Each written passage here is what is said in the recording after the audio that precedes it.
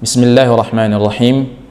Innal hamdalillah nahmaduhu wa nasta'inuhu wa nastaghfiruh wa na'udzu billahi min shururi anfusina wa sayyiati a'malina. May yahdihillahu fala mudilla lahu wa may yudlilhu fala hadiya lahu. Asyhadu an la ilaha illallah wahdahu la syarika lahu wa asyhadu anna Muhammadan 'abduhu wa rasuluh. Sallallahu wa sallam wa baraka ala nabiyyina Muhammad wa ala alihi wa sahbihi wa sallama tasliman katsira ila yaumiddin. Amma ba'd. Alhamdulillah, kembali kita dipertemukan oleh Allah Subhanahu wa taala dalam rangka untuk membahas at-tauhid, untuk membahas aqidah, keyakinan kita, iman kita kepada Allah Subhanahu wa taala. Di pertemuan yang lalu kita telah membahas tafsir la ilaha illallah, makna dari la ilaha illallah. Kemudian pada kesempatan kali ini insyaallah taala kita akan membahas lawan dari tauhid, yaitu asyirk, dosa syirik. Qala al-muallif rahimahullahu ta'ala, babu min asyirki lubsil halaqati wal khayti wa nahwihima li raf'il bala'i aw daf'ihi. Qala penulis rahimahullahu ta'ala, babu minasyirk, bab minasyirk. Min di sini min tabi'idiyah yang bermaksud dengan bagian. Minasyirk, bagian dari syirik, bagian dari syirik, macam-macam dari syirik, yang dimana kita ketahui bahwa syirik terbagi menjadi dua, syirkun akbar wa syirkun asghar, syirik besar dan syirik kecil. Lubsil halaqah, memakai al-halaqah, al-halaqah atau al-halqah, ya, as-sukunul lam atau fathihi.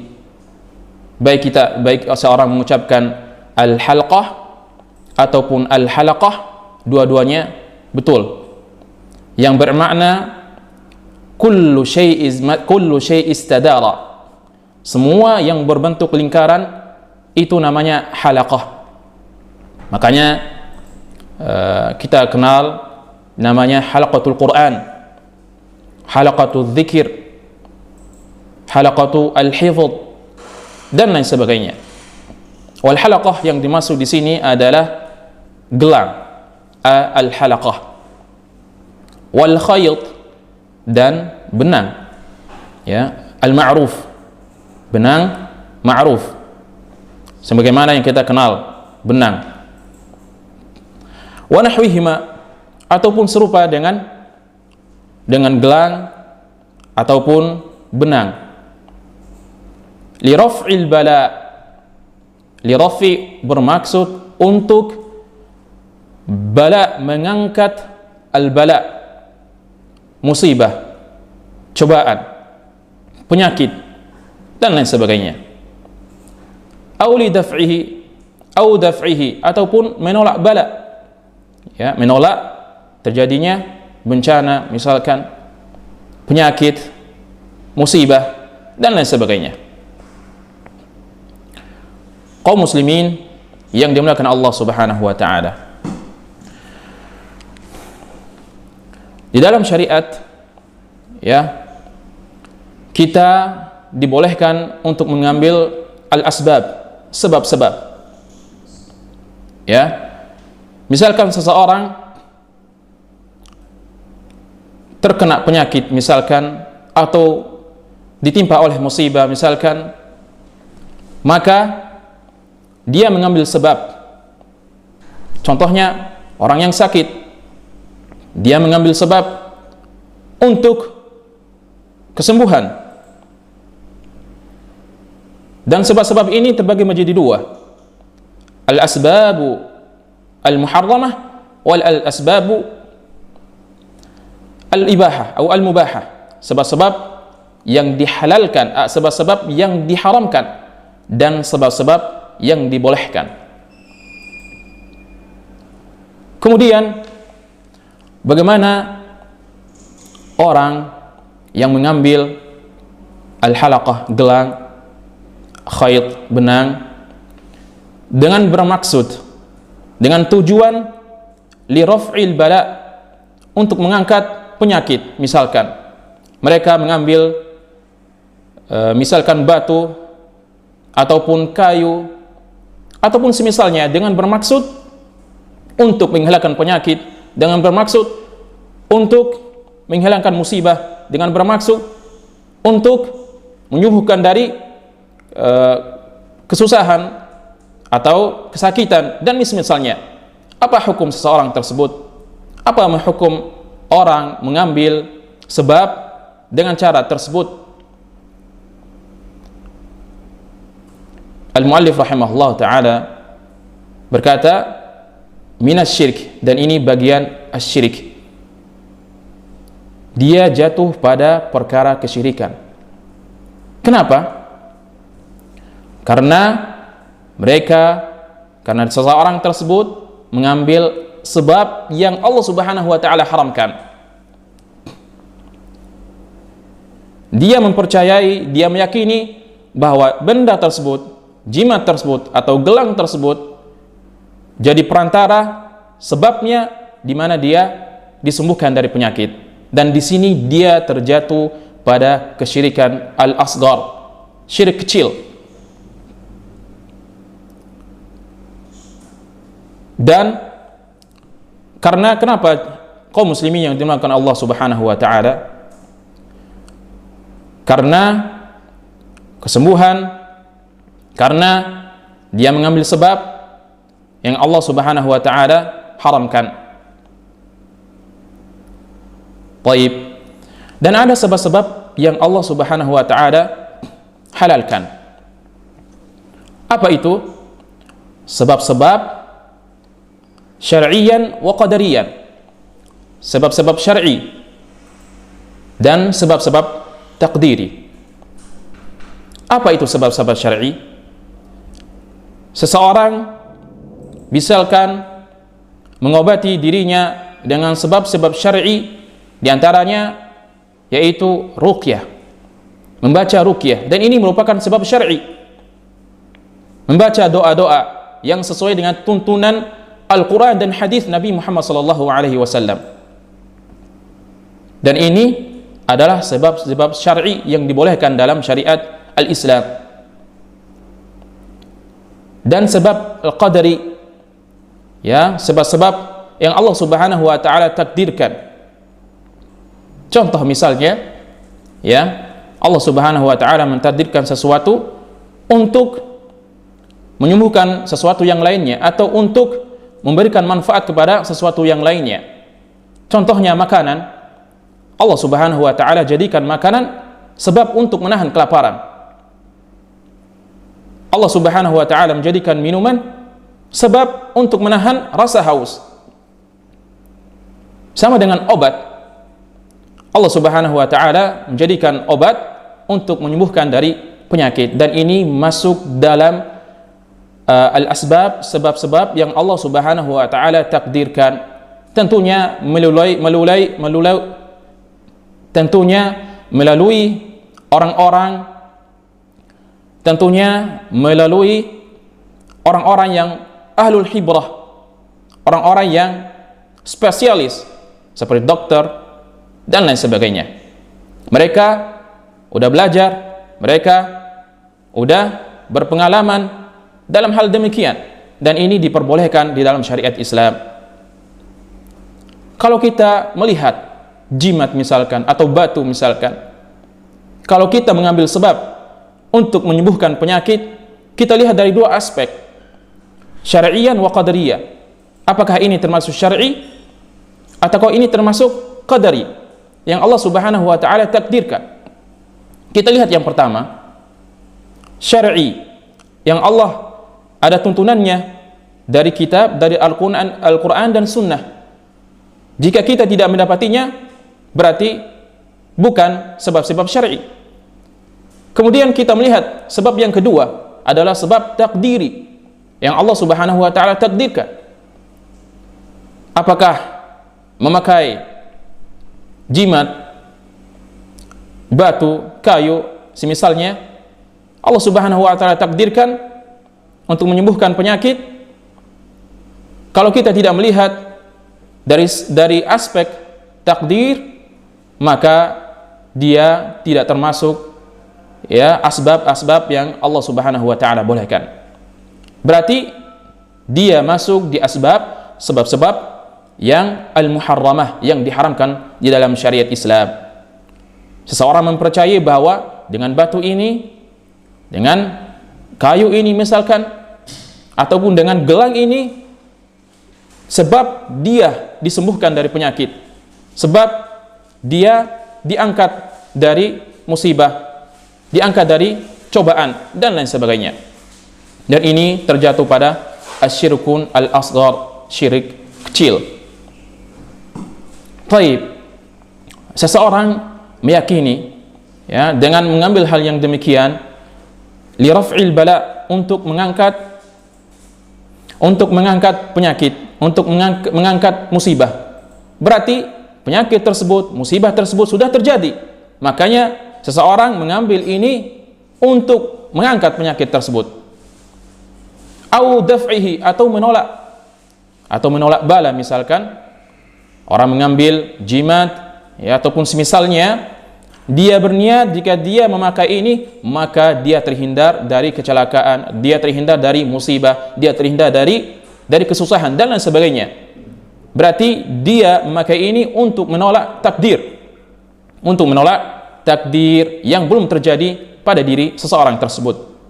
Maka jika seseorang yang memakai hal demikian, mereka percaya atau mereka yakini dengan sebab memakai hal seperti itu, maka bisa diangkat, ataupun maka penyakitnya bisa disembuhkan, ataupun musibah bisa ditolak dengan mengambil sebab-sebab jimat tersebut. Qala muallif rahimahullahu taala, Allah Subhanahu wa taala berfirman, "Qul ara'aytum ma tad'un min dunillah in aradani Allahu bidurrin hal hunna kashifatu durrih." Allah Subhanahu wa taala berfirman, katakanlah apa yang kalian serukan, apa yang kalian doakan min dunillah, selain Allah Subhanahu wa taala. In aradani Allahu bidur, kalau seandainya Allah Subhanahu wa taala menginginkan kepadaku mudarat. Katakan Muhammad, ini ayat turun kepada orang-orang kafir Quraisy pada zaman tersebut, kaum muslimin yang dimuliakan Allah Subhanahu wa taala. Kemudian al-musannif rahimahullah ta'ala menukil salah satu ayat dari Al-Quran, yaitu surah Az-Zumar ayat 38. Allah Subhanahu wa ta'ala berfirman, "Qul afara'aytum ma tad'una min dunillah in aradani Allahu bidur hal hunna kashifatu durrih aw aradani birahmah hal hunna mumsikatu rahmatih qul hasbiyallah alaihi yatawakkalu al-mutawakkilun." Di sini penulis berdalilkan Al-Quran. Allah Subhanahu wa taala berfirman, "Qul afara'aytum," katakanlah wahai Muhammad, ma tad'una min dunillah, apa yang mereka doakan, apa yang mereka serukan selain Allah Subhanahu wa taala.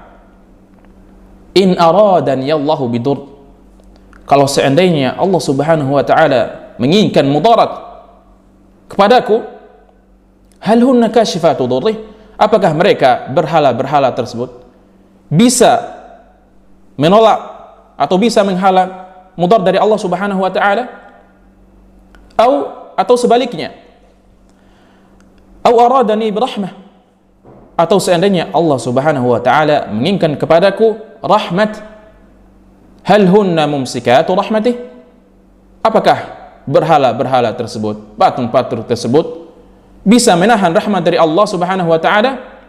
Qul hasbiyallah, katakanlah cukuplah Allah bagiku, alaihi yatawakkalu almutawakkilun, kepadanya lah bertawakal orang-orang yang berserah diri. Kaum muslimin yang dimuliakan Allah Subhanahu wa taala, ayat ini adalah ayat yang menjelaskan tentang asyirku al-akbar, syirik besar, di mana syirik yang bisa mengeluarkan manusia atau yang bisa mengeluarkan kaum muslimin dari keislaman. Baik, kemudian kita sekarang membahas syirkun asghar. Apa kaitannya dengan ayat ini? Kaum muslimin yang dimuliakan Allah Subhanahu wa taala, namanya syirik, ya, Allah Subhanahu wa taala menjelaskan dosa syirik, termasuk di dalamnya syirkun asghar. Kalau ada ayat yang menjelaskan syirkun akbar, ya, berlebih lagi atau secara tidak langsung syirik asghar termasuk dalam larangan tersebut.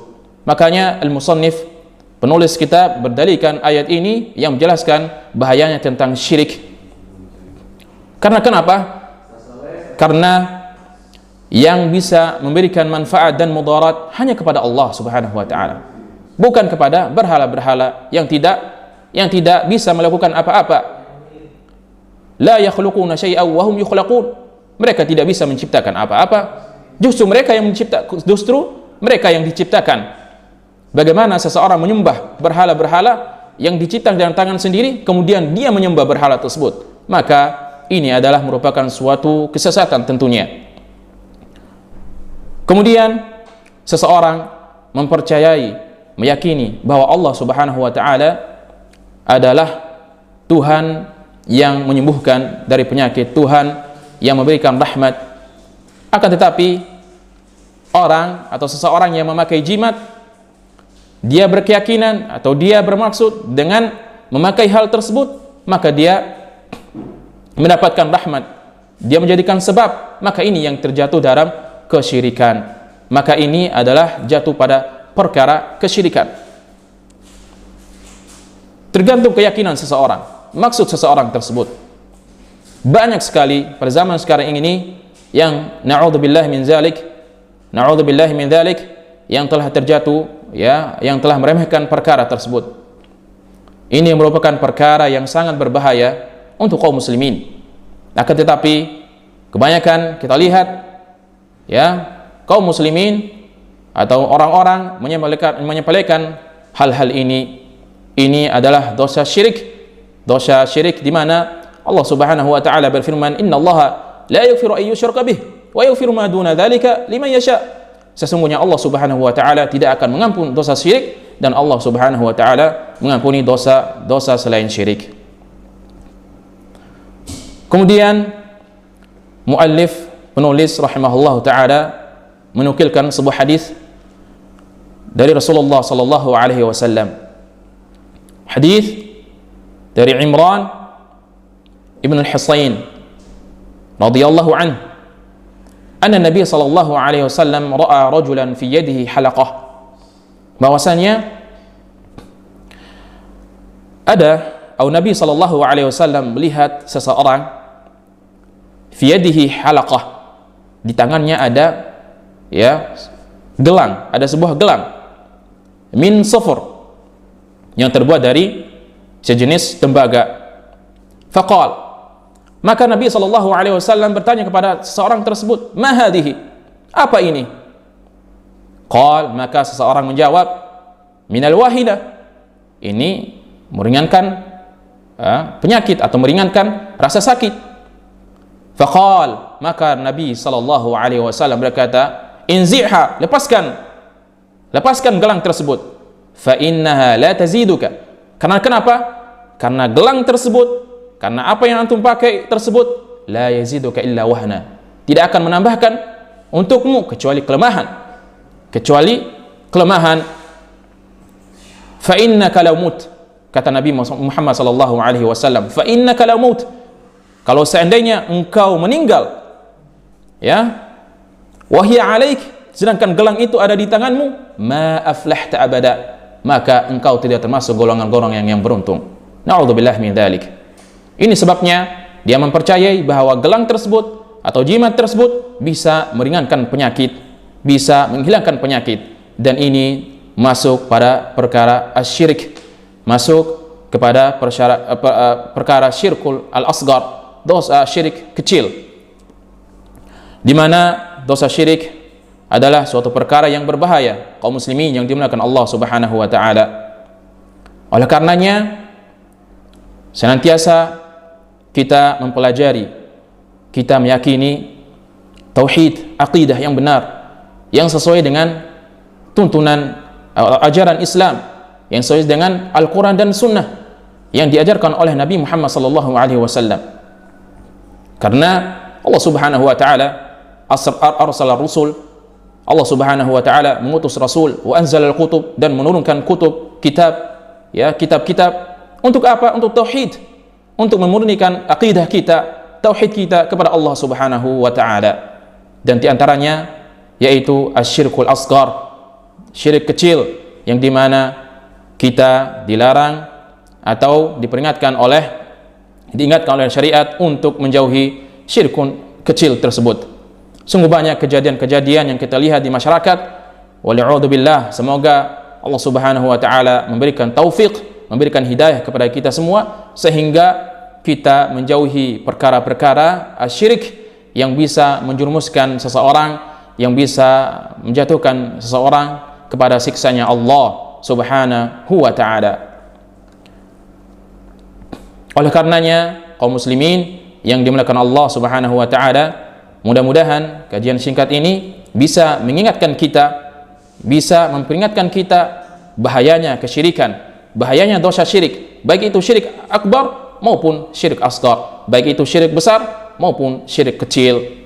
Mudah-mudahan Allah Subhanahu wa taala melindungi kita dari perkara-perkara ini. Wallahu taala a'lam, wa sallallahu wasallam ala nabi Muhammad wa ala alihi wa sahbihi wasallam. Thumma assalamu alaikum warahmatullahi wabarakatuh.